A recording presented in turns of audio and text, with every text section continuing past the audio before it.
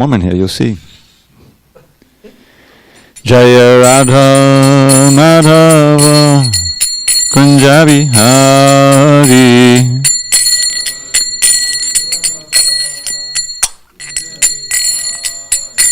Jaya Radha Madhava Kunja Bihari.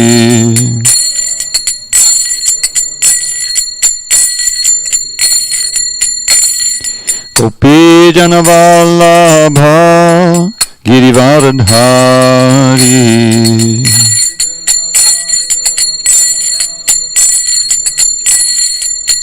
Jai Gopi Jana Vallabha Girivaradhari.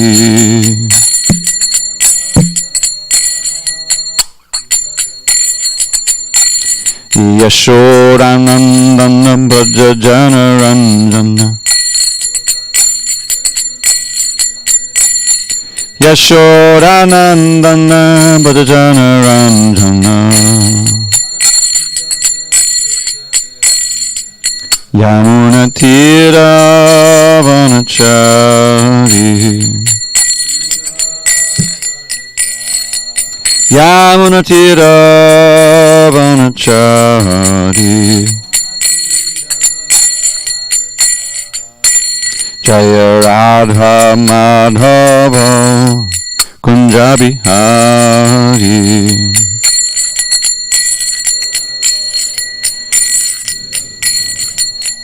Jaya Radha Madhava Kunja Bihari.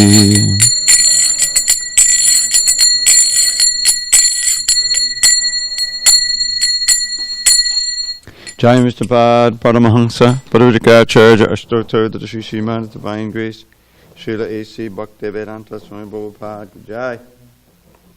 ISKCON BBT founder Acharya, Srila Prabhupada, Jai. Jai Om Vishnupad, Paramahansa, Parvajikacharya, Ashtotar, the Sri Sriman, Divine Grace, Srila Bhakti Siddhanta Saraswati Thakur, Jai. Ananda Koti Vaishnavinda ki Jai. Namacharya Srila Haridas Thakur ki Jai. Srimad Bhagavad Gita ki Jai. Samaveda Bhaktivinoda ki Jai. All glories to the assembled devotees. All glories to the assembled devotees. All glories to the assembled devotees. All glories to Sri Guru and Gauranga. Okay. We are on page 194. Om Namo Bhagavate Vasudevaya.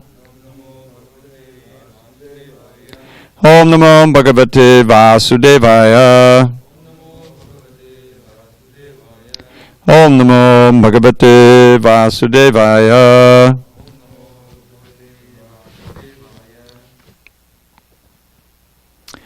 On this 25th day of November, 2020 in SanDiego, we're reading from Srimad Bhagavad Gita as it is, translation and commentary by His Divine Grace A.C. Bhaktivedanta Swami Prabhupada. And we are in chapter 4 entitled Transcendental Knowledge, text number 9, page 194.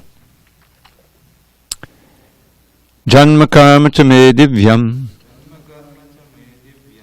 evam yo veti tattvataha Chakva deham punha janma naiti mam eti sorjana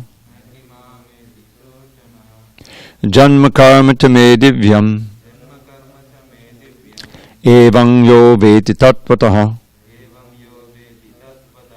Chakva deham punha janma naiti mam eti sorjana Janma karma cha me divyam evam yo veti tattvataha Chakva deham punha janma naiti mam eti sorjana. Dr. Glenn, you can go. Janma karma cha me divyam evam yo veti tattvataha Chakva deham punha janma naiti mam eti sorjana Janma karma cha me divyam. Evam yo veti tattvataha. Chaktva deham punha janma. Naiti mameti sojana. Go ahead. Janma karma tame divyam. Evam yo veti tattvataha. Chaktva deham punar janma. Naiti mameti sojana. Okay. Word by words. Janma, birth. Karma, work. Cha, also. Me, of mind. Divyam, transcendental. Evam, like this. Yaha, anyone who. Veti, knows. Tattvataha, in reality. Chaktva, leaving aside. Deham, this body. Punaha, again. Janma, birth. Na, never. Eti, does attain. Mam, unto me. Eti, does attain.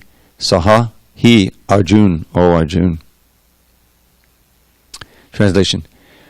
One who knows the transcendental nature of my appearance and activities does not, upon leaving the body, take his birth again in this material world, but attains my eternal abode, O Arjun.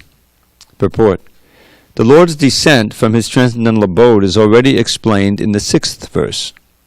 One who can understand the truth of the appearance of the personality of Godhead is already liberated from material bondage, and therefore he returns to the kingdom of God immediately after quitting this present material body.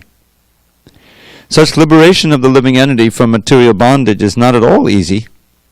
The impersonalists and the yogis attain liberation only after much trouble and many, many births. Even then, the liberation they achieve, merging into the impersonal Brahmajyoti of the Lord, is only partial, and there is the risk of returning to this material world. But the devotee, simply by understanding the transcendental nature of the body and activities of the Lord, attains the abode of the Lord after ending this body and does not run the risk of returning to this material world. In the Brahma Samhita 533, it is stated that the Lord has many, many forms and incarnations. Advaitamattratamanadimanantarupam. Although there are many transcendental forms of the Lord, they are still one and the same Supreme Personality of Godhead. One has to understand this fact with conviction, although it is incomprehensible to mundane scholars and empiric philosophers. As stated in the Vedas, the Purusha Bodhini Upanishad, Eko Devo Nityalila Nurakto Bhakta Vyapi Yantaratma. The one Supreme Personality of Godhead is eternally engaged in many, many transcendental forms in relationships with his unalloyed devotees. This Vedic version is confirmed in this verse of the Gita personally by the Lord. He who accepts this truth on the strength of the authority of the Vedas and of the Supreme Personality of Godhead, and who does not waste time in philosophical speculation, attains the highest perfectional stage of liberation. Simply by accepting this truth on faith, one can, without a doubt, attain liberation. The Vedic version, Tattvam Asi, is actually applied in this case. Anyone who understands Lord Krishna to be the Supreme, or who says unto the Lord, "You are the same Supreme Brahman, the Personality of Godhead," is certainly liberated instantly, and consequently his entrance into the transcendental association of the Lord is guaranteed. In other words, such a faithful devotee of the Lord attains perfection, and this is confirmed by the following Vedic assertion. Tameva vidadvati mityameti nanyak panta vidyate yanaya. One can attain the perfect stage of liberation from birth and death simply by knowing the Lord, the Supreme Personality of Godhead, and there is no other way to achieve this perfection. The Shvetashvatara Upanishad 3.8. That there is no alternative means that anyone who does not understand Lord Krishna as the Supreme Personality of Godhead is surely in the mode of ignorance, and consequently he will not attain salvation simply, so to speak, by licking the outer surface of the bottle of honey, or by interpreting the Bhagavad Gita according to mundane scholarship. Such empiric philosophers may assume very important roles in the material world, but they are not necessarily eligible for liberation. Such puffed up mundane scholars have to wait for the causeless mercy of the devotee of the Lord. One should therefore cultivate Krishna consciousness with faith and knowledge, and in this way attain perfection. Om Jnana Timarandasya Jnananjana Salakaya Chakshu Unmilitam Mena Tasmai Shri Gurave Namaha. I was born in the darkness of ignorance, but my spiritual master Srila Prabhupada opened my eyes with the torchlight of knowledge. I offer my humble obeisance unto him and all members of Sri Parampara, the disciplic succession. So Srila Prabhupada was very fond of citing this verse in his talks, and he would often focus on the word tattvataha, which means, as you see in the word-by-word meanings, in reality. This word appears several times in the Bhagavad Gita. Manushyanam sahasreshu kaschid bhatati kaschid me Manushyanam sahasreshu kaschid me priyakrittama. No, Vedi Tattva, I'm sorry. Let's get it right. It's in 7th chapter.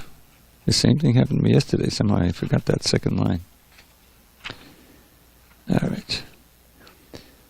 Text 3 of chapter 7. Manushyanam sahasreshu kaschid yatati siddhaye yatatamabi siddhanam kaschid mam veti tattvataha. Out of many thousands among men, one may endeavor for perfection, and of those who have achieved perfection, hardly one knows me in truth. Tattvataha. And then the most important of the verses having this word in the Bhagavad Gita, 1855. How can one know Krishna? Bhaktya mam abhijanati yavan yash chasmi tattvataha.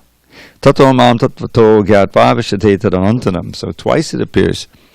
One can understand me as I am, as the Supreme Personality of Godhead, only by devotional service, and when one is in full consciousness of me by such devotion, he can enter into the kingdom of God. So the idea is that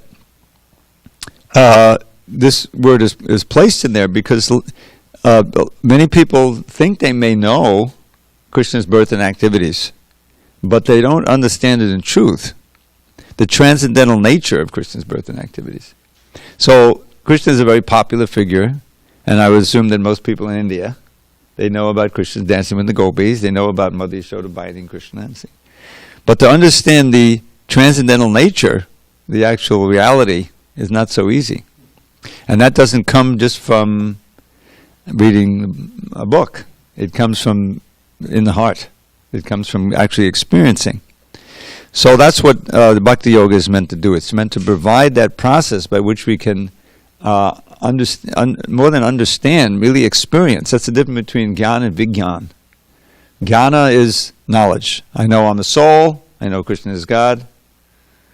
But vigyan means I've experienced myself as a soul, and I've experienced Krishna, his transcendental nature and his divine presence. So but jnana leads to vigyan when it's supported by the proper process of purification.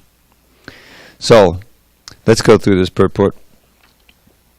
It is already explained in the 6th verse. So what is the 6th verse? The 6th verse was a jopi son of the Atma Bhutanam Isharopi son Prakritim Swamadistaya Sambhavani Atma Maya. Atma Maya. That although I am unborn and my transcendental body never deteriorates, and although I am the Lord of all living entities, by my internal energy, I still appear in every millennium in my original transcendental form. So the idea is that he has this one form. Krishna is one, but he appears and disappears in certain circumstances. But he doesn't really appear and disappear like we do. When this body goes, it's gone forever. This is not our original form. It's obviously not the original form because it's constantly changing. That which is sat. Krishna at the beginning, in the 2nd chapter, he differentiates atsat from sat. Na sato vidyate bhavo, na bhavo vidyate sataha. So for the asat, there's actually no permanent existence. Na asato vidyate bhava. Bhava means existence. And there's no non-existence for the sat. There's a lot of double negatives here. Na abhavo vidyate sataha. So really, we want to go from the asat to the sat. Asato ma sadgamaya. Right? You probably learned that as a child. Who doesn't know that one? That's Vedic conjunction. Asato ma sadgamaya. Tamasoma Jyoti Gamaha. Mityuma Amritam Gamaya. It's really a prayer to Krishna and God. Please, Lord, take me from the temporary to the eternal, from death to immortality, from darkness to light, right? So we're so used to the asat that we think that that's all there is. We don't realize that we ourselves are sat, we're eternal. But all we experience is everything is temporary and changing. That's what bhava means. Bhava means constantly changing. So this is the bhava sagar, this is the ocean of change. Nothing is permanent here. You know? On the positive side, the Bible says, and this too shall pass, with all this suffering, right? But on the negative side, the pleasure will also pass. and ultimately, the weight is on the suffering. Dukkali and ashashvatam. Notice that he includes the fact that it's not permanent in there. Dukkali ashashvatam. So that it's an ocean of misery, and even if you get a little pleasure, it's soon to go. So we don't want to stay here. That's the idea. So, Janma Karma Chamedivyam. So the Lord is the Ajopi son of, even though Krishna is unborn, and his body never deteriorates, he still appears to take birth and appears to disappear like we do. But he only appears. I still appear in my original transcendental form. So Prabhupada refers to that verse in here. The Lord's birth has already been explained in text 6. One who can understand the truth of the appearance, I think this is where Prabhupada puts the word tatvata, the truth. In other words, one has to understand it in truth.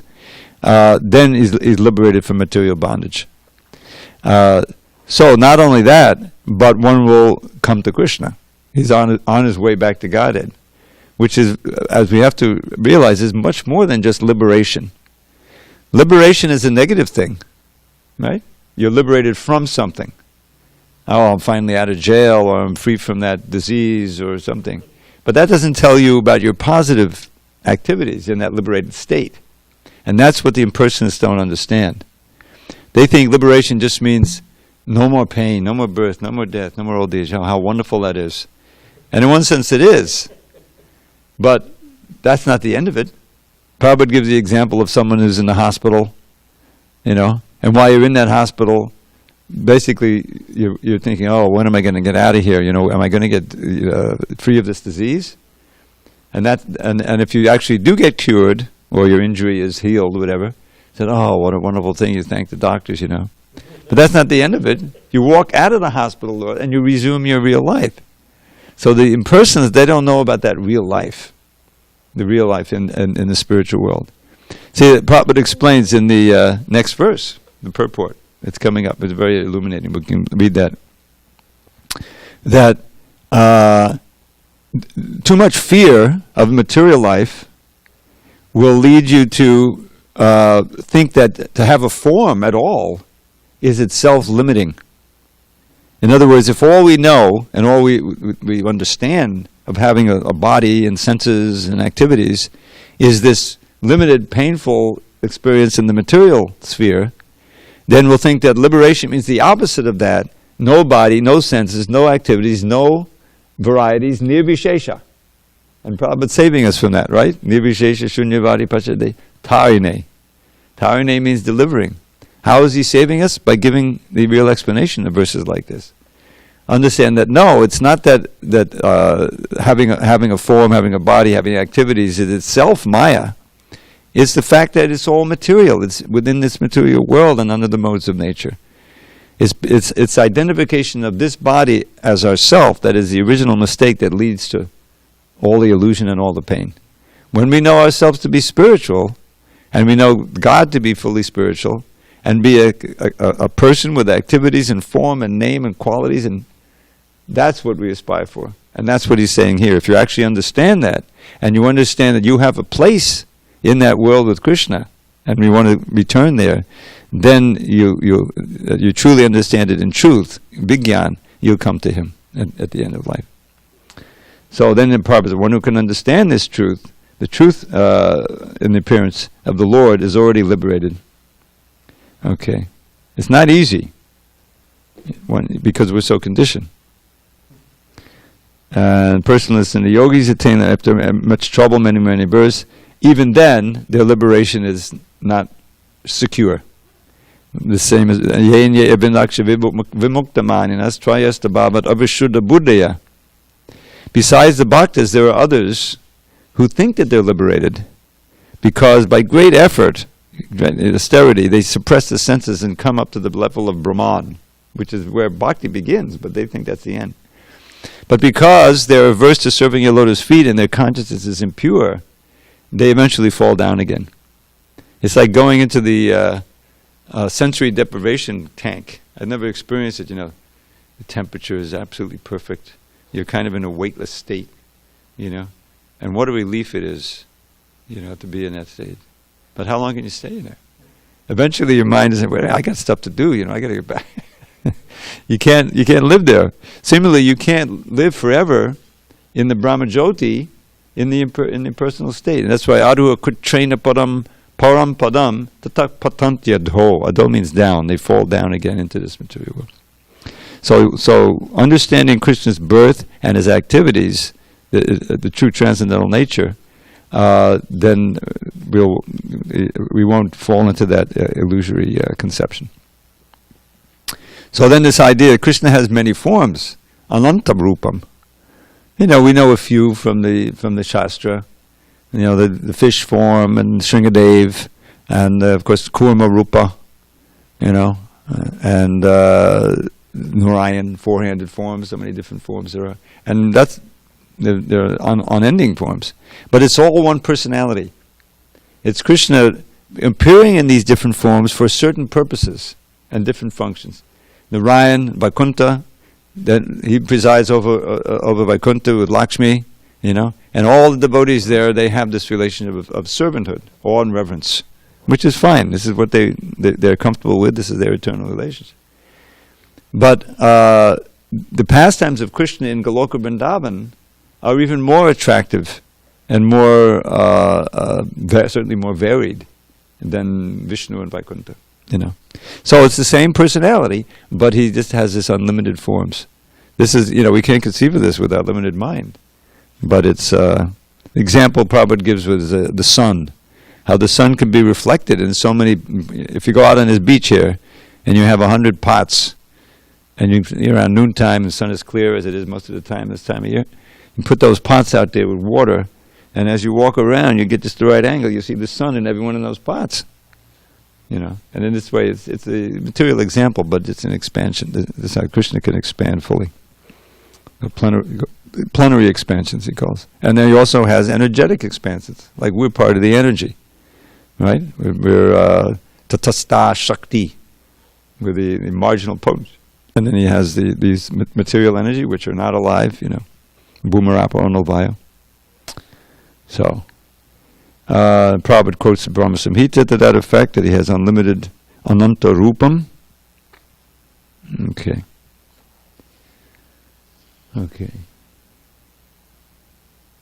All right. So, should we go on? Go ahead, Prabhu.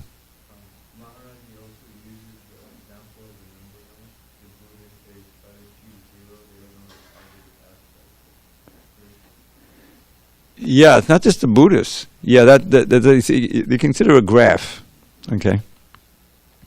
The y-axis is the vertical one, right? The x is, I think, going horizontal. So the x is your timeline. Not just this in one body, but life after life. You're moving through time in the material world.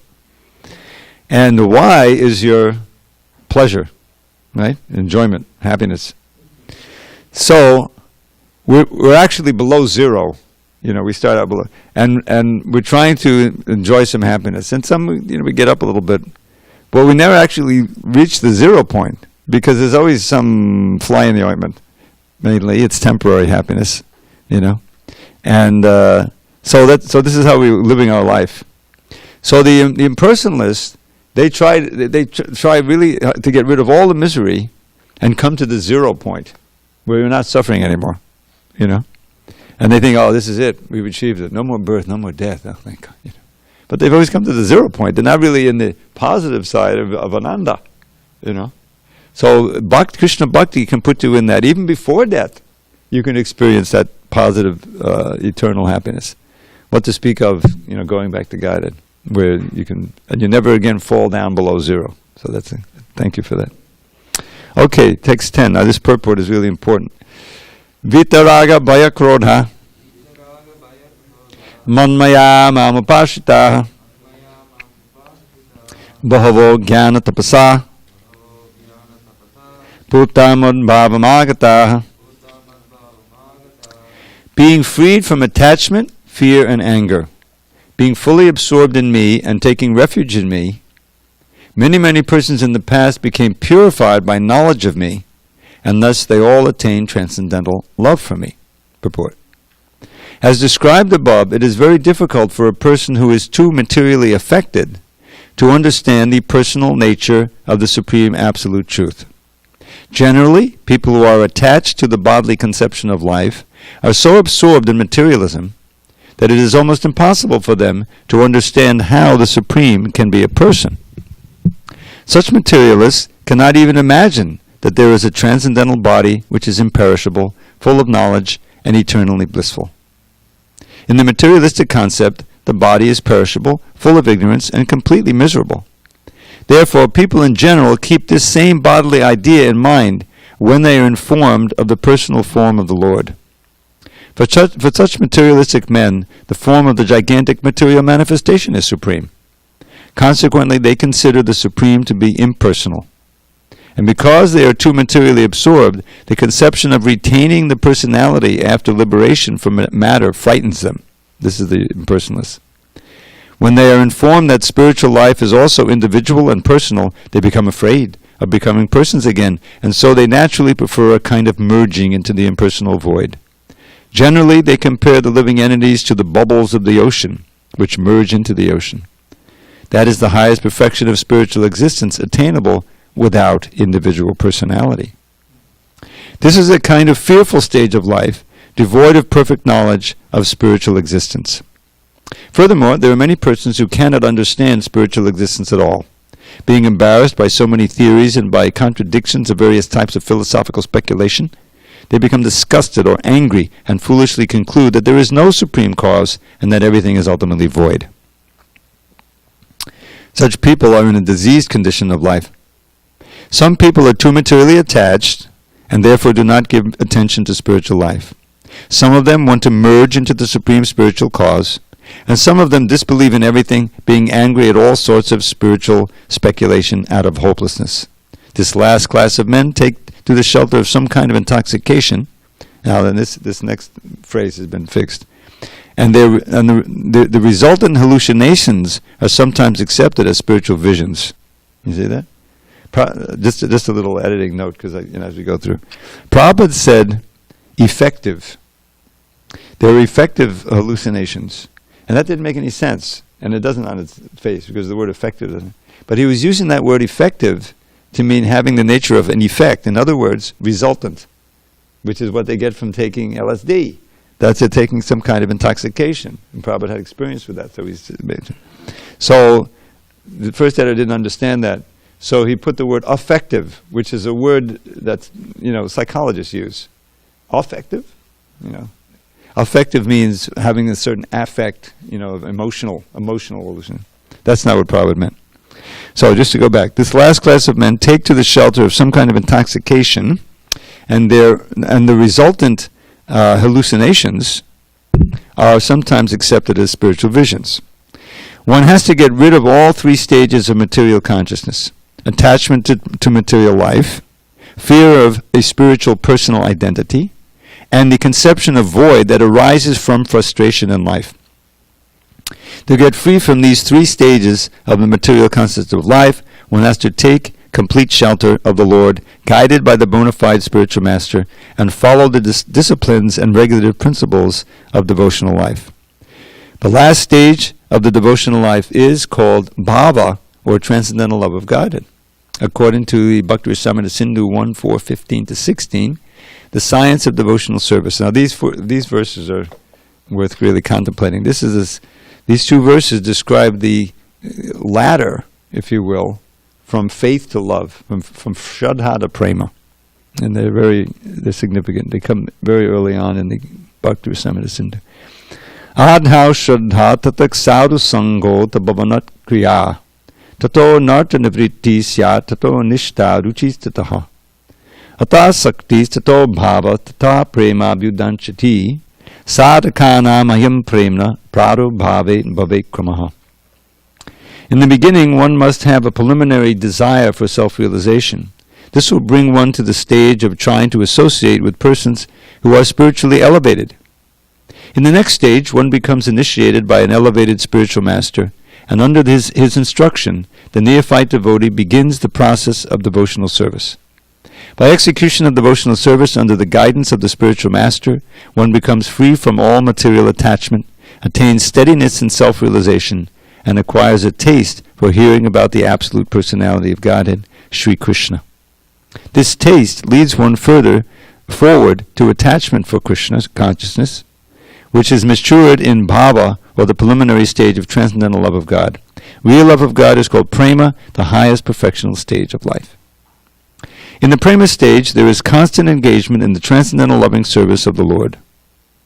So, by the slow process of devotional service, under the guidance of the bona fide spiritual master, one can attain the highest stage, being freed from all material attachment, from the fearfulness of one's individual spiritual personality, and from the frustrations that result in void philosophy. Then one can ultimately attain to the abode of the Supreme Lord. Yes? I wondered, before I forget to mention this, the business about merging into the seed bubble. Yeah. For years and years with SRF, one of the chants that they would often sing, and I've memorized it over the years, and the refrain is, I am the bubble, make me the seed. I am the bubble, make me the seed. I am the bubble doing what? I am the bubble, make me the seed. Oh, make me the sea. And then you make me the seed, oh God, dear Lord, make me the seed. Which is exactly what... Yes. And at the time, I didn't understand that they were, or I didn't get it. Yeah, yeah. Now I do. Make me the sea. That's, make me God, right? The infinite. That's interesting. Thank you. Yeah, yeah. We don't want to become God. We don't want to deny God. We don't want to kill God. We want to serve God. And Prabhupada would often quote this because he encountered it. I think he may have seen it on when one of his flights on airplanes. This God is dead thing, God is dead, which came in after the war, World War II. It's existentialism and everything. And really, if you think about it, what they're saying is by that is that God was never alive. He was simply a construct of people who needed some explanation for their life or something like that. In other words, it was always an imagination, but now we know, through science, there never was a God, and therefore God, which was just an imagination, people are giving it up now, becoming atheistic. And that's certainly true. As Prabhupada pointed, it's much more true in Europe even. Now it's becoming true here also. America stayed longer than a Christian country mostly, but some belief in God.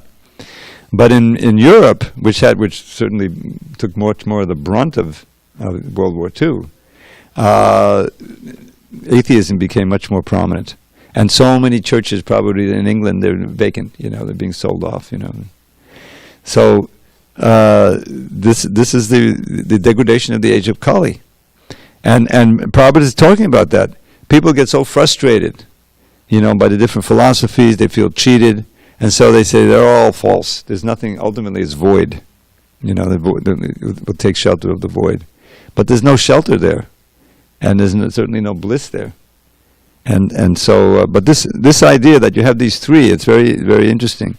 The vast mass of people, let's face it, are too wrapped up in the pleasures of the gross and subtle senses of the mind to even take it seriously. It doesn't cross their mind, in many cases, unless they get the good fortune of coming in contact with a devotee or from some previous life. They have some credits, they can be. So that's the modern age. It's so degraded that the senses are out of control. People are in modes of ignorance. So that's the best mess. You have to come out of the three stages. Attachment to material life, which means that it doesn't even come up. It doesn't even cross your mind in many cases. I mean, how many people walk by or drive by this temple and they never think, "Oh, there's a temple. Let me park and get it going." Doesn't happen. Fear of spiritual personal identity. That's the Mayavadis, who fear having a body again, because the body is a source of misery. So I don't want to have any kind of form, and no senses. And conception of void that arises from frustration in life. It's various stages of, we have this phrase in English, throwing out the baby with the bathwater, So the bathwater is all of the misery and the confusion of material life. And the baby, is your spiritual identity. So if you're not careful, you're going to try to become an impersonalist or a voidist, which is not going to solve your problem, and you're going too far. We're rejecting the illusion that we are the body, that we can attain happiness by sense gratification, and that there is no God, there is no absolute person in control. So that all has to be rejected, and it can only be done under the guidance of a bona fide spiritual master. Because as these two verses show, and these verses are very important, we're going to deal a little bit with them. It all begins with faith. Now, this faith is not your ultimate faith. It's not firm faith, which is nishta, right? Tato nishta. Tato narvati, tato nishta ruchitata. You see the second line there? That comes further along. So that nishta means, that's described in the Chaitanya Charitamrita. Lord Chaitanya is speaking to Sanatana Goswami, and there he calls it Shraddha, but here he's distinguishing the original preliminary Shraddha, which Prabhupada says is interest or some respect. You come to the temple, you think, well, there may be something of value there. I have enough faith to really hear something. So that has to be there. So the firm faith, as Adha Shraddha, he says, Shraddha Shabde Vishwas Kohe Sudridha Destroy Krishna Bhakti Koli Sarva Karma Krita Hoy. This is the definition of firm faith or nishta here, which is to be absolutely convinced. Sudridha means very firmly convinced that just by the process and the philosophy of Krishna consciousness, that all my aspirations will be fulfilled. It's not part of my life. It's the central factor of my life, and everything else has to be thought in terms of that. That's firm faith, nishta. And nobody can convince you that Krishna isn't God, that you're a soul, you have a relationship. Whereas when you have komala shraddha, which means weak, soft faith, then you can be swept away if you read Mayavad philosophy or whatever. So first comes Shraddha, or preliminary faith here, in this context. Tatak sadhu sangha, enough to bring you into the sangha, the association of devotees. Now, this of course was written back in the 16th century, and it's not that everybody had books. Mainly you're hearing. The idea is you come in association with the real sadhus, and you can hear about Krishna. That hearing process is the basic process of purification. But in this age, books are everywhere, and there are other media by which you can get that sangha. The whole key element is how you take advantage of the sangha. What is your attitude? And when you open the book, or when you get online or whatever it is, are you hearing that this word shushusho? It comes up again and again. Ardent hearing, submissive all reception. Like Arjuna at the first chapter, he wasn't submissively hearing Krishna. Krishna's get up and fight, and says, "No, I can't." He was arguing with Krishna. He wasn't hearing. So finally, he changes the whole thing. Karpanya dosha pahatatso bhava. Now I've lost my real nature as a kshatriya. He knows that due to this miserly weakness of heart. But he didn't have the solution, but he had the diagnosis at least. Karpanya dosha pahatatso bhava. Prichami tvam dharma samudacheta. I'm asking you, you please tell me, because I'm bewildered about what Dharma is, what I should do, what my duty is here. You know? I love all these people. I don't want to kill Bhishma Dev. He's my worshipful grandfather, and there's my teacher over there, you know. He couldn't conceive, you know. So he was confused. So now he said, now please tell me for certain how I can attain Shreya, my ultimate good. I accept you as my guru now. I am your shishya, that means you're my guru, you know, the most qualified guru, Krishna himself. I'm prapadye, I surrender. So now everything changes and Krishna starts speaking as the absolute truth and he chastises him. You remember we were talking this morning about the uktibi, the words of the guru are meant to cut out the illusion. Sometimes they're very, yeah. Did you hear that too? You were online. That's a key line, you know. So one who is willing to undergo that austerity, you know, of having all his delusions and things smashed to bits, that's a necessary form, and we can make advancement. So you come into touch with the sadhu sangha, and in that sadhu sangha, there's so many wonderful verses. There's a sadhu sangashtaka in the Bhagavatam. Did you know about that? Sadhu sangashtaka? Okay. You've been around long enough. You've heard this phrase before. He knows. These are 8 verses in the teachings of Kapila Dev, right at the beginning when he starts instructing his mother. And he talks of the importance of association with devotees, with saints, with sadhus. So he starts out with the word prasanga, which sangha means attachment. Sangha means 2 things, association and attachment. And they're obviously related. What you associate with, you become attached to them. So he says, prasangam ajara pashamatmana kabayo vidu eshu sadashu kato moksha dvaram apavatam. So, prasangam ajaram pasham, the unlimited attachments we have in our conditioned life are like so many ropes binding our heart to this world. Ajaram pasham means very strong ropes. Atmana kabayo vidu, the kavaya, the wise soul, fully knows that the soul who is bound by these strong ropes of material attachment has to turn that attachment toward the sadhus. Sa eva sadhu sukrito, toward the sadhus. And that opens the door of liberation. I put it into a poem. Mundane attachment, mundane affection, keeps us tied to birth and death infernal, but love for sadhus opens wide the doors to life eternal.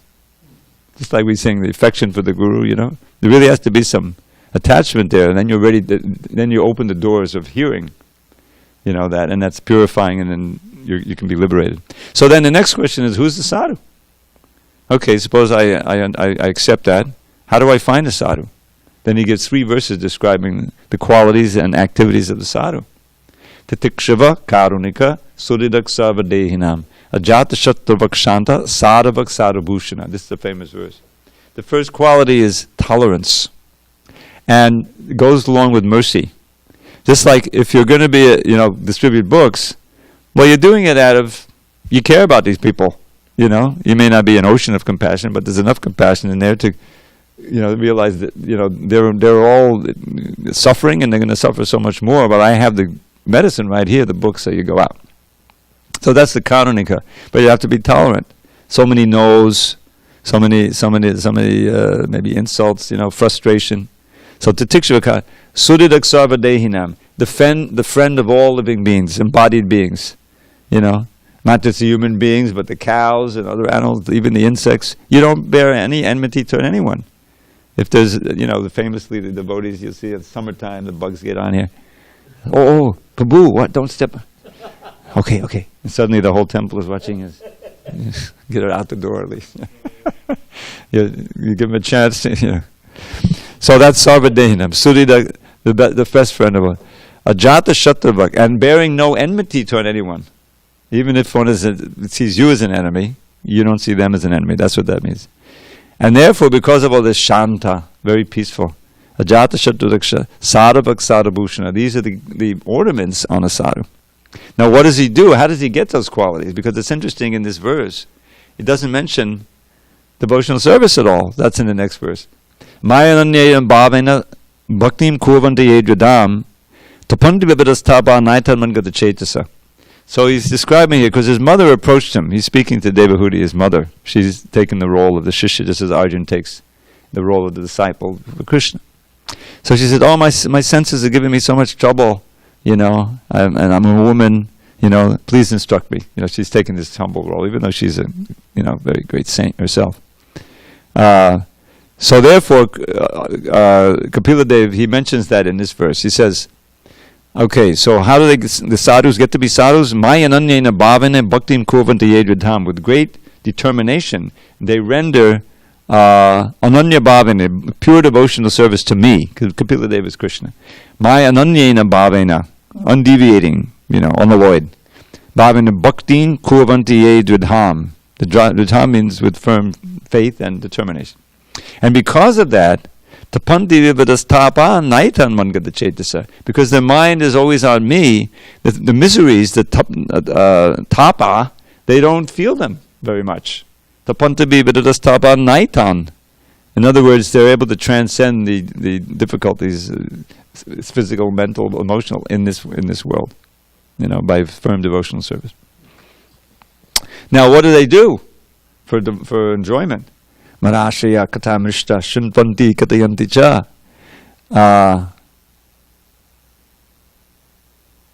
No, wait a minute. No, I made a mistake. I'm sorry. The second verse is different. Mayananyena bhavena bhaktim kurvanda yedadham matkate chakta karmanas chakta swajana bandhava. The end of the verse I just chanted before is that they perform this undeviating devotional service to me with great determination, and for my sake they'll give up any activity that they're otherwise attached to. Matkate tyakta karmanam, and tyakta swajana bandhava, and even if they're impediments, they'll give up their relatives. They'll leave home if that's an impediment. Tyakta swajana bandhava, for my sake. So that's renunciation. Then the next verse, Marashaya katamisha shunvanti katayanti cha. By hearing and chanting the sweet vibrations about me, Misha means very attractive, their minds become absorbed and enthralled by that, and they're not aware of the sufferings of this world. They're mitigated. Practically they don't even feel them. And so then he reiterates, Taite sadhavaksadvi sarva sangha vivarjita Sangastevtate pyarta Sangha dosha harahite. The word sangha is like here on every line practically. So then he calls his mother a sadhvi, which is a very nice play on words. She's a female sadhu already. She's already oh, sadhvi, my dear mother, respected lady. You have to search out such sadhus. Sangastevtate pyarta. And if you're able to associate with Sangha dosha harahite, this will remove all of the faults that you have acquired previously from bad association. Sangha dosha hara, and probably refers to the verse. I thought of it when I first read this verse. There's a verse in the Bhagavad Gita 15th chapter, near the beginning of the chapter. It's all about the upside down banyan tree, and how to get out of it. Well, you have to surrender to Krishna. So here's the process of surrender is mentioned in one verse. Now listen for the word Sangha dosha. Okay. Nirmana moha jita sangha dosha. The very first line, it says, Nirmana moha, being free from false pride, and having conquered over the faults caused by bad association. And he goes on with the process of surrender. So the way of conquering over those faults is by bhakti. One can, whatever faults we have, and carrying so much karma, you can become purified of it. So he goes on. So this is what you have to do: find out the saints. Then he has the most famous verse of this series. The Tikshavakaryanita is often quoted, but this next one is quoted even more. Now listen for the word prasanga. Satam prasangan mama virya samvido bhavanti ritkana rasayana katata joshanarashu abhavarga vartmani shraddha rati bhakta anukramishiti. We're back to shraddha. So he says, Satam prasangan. Now, how to associate, this word prasanga intensely. In other words, meaningfully with the satam. Satam is another word for sadhus, plural. Mama virya. What are you going to hear if you come into the association of devotees? And you're hearing ardently. You'll hear it talks about me. Mama virya samvido. You'll hear conversation, sambhada means conversation, about my powerful activities. Mama virya samvido, which causes bhavanti ritkana rasayana kata. This kata is like a veritable elixir which brings you back to life, rasayana, and pleasing to the heart and to the ear and mind. Bhavanti rit karna rasayana kata. And Tadjoshanad, practicing this principle of yoga, Ashu abhavargavartmani, on the path of liberation, you quickly attain these three things: Shraddha, Rati, Bhakti, step by step. Your faith is deepened by hearing. You're doing it now. You're hearing Bhagavad Gita. Shraddha, Rati, attraction for Krishna, and Bhakti means actual devotional service to Krishna. Step by step you attain, just by that association. He goes on, there's 2 more verses. And basically he says, this is a very easy process. And it naturally develops vairagya also. That's mentioned. By becoming attached to Krishna in this way, you become, detached from matter. And at the end, you attain me in this process. So it all starts with sadhu sangha. So that I was just talking about sadhu sangha. So bhajana kriya. If you come into this, so then you want to do bhajan, chant Hare Krishna, right? So then you're on your way. You've got a little faith, come into the attachment, you get a book, talk to a devotee, take prasadam, come back tomorrow. Finally, like Bhakta Glenn, he's following the process. He would always come, render some service, he did class, and now he's seriously doing bhajan. Now the next one, anartha nivriti. Anartha nivriti means clearance of all the anarthas. The anarthas in the heart, lust, anger, greed, illusion, madness, So that process can take as long as we want. In other words, it's depending on our sincerity and our intensity and willing to practice the process. So bhajana kriya, all of the things we do, and the things we don't do, and that we're in the process of anartha nivriti. And in one of in those stages, bhajana kriya, we take initiation. That's an important part. You take firm vows, you become confirmed, you get a big boost from the initiation. Because you're under the protection, you're taking shelter. Hare Krishna. Welcome, Prabhu. We're on page 197. Then Nishta. I spoke of Nishta meaning like firm faith. See, there's all progression. And then after Nishta comes Ruchi. Now these aren't mutually exclusive. It's not that you don't get any Ruchi until you come to Nishta. You got a Ruchi right now. Even the first time you come and you're in a nice kirtan, you taste something, you're not, your mind is all over the place, but still, you're tasting. So that Ruchi is the first hint of attraction for Krishna and then love for God. Page 197 if you're interested, Prabhu. So, then comes Ata, then Asakti, which is actual attraction for Krishna.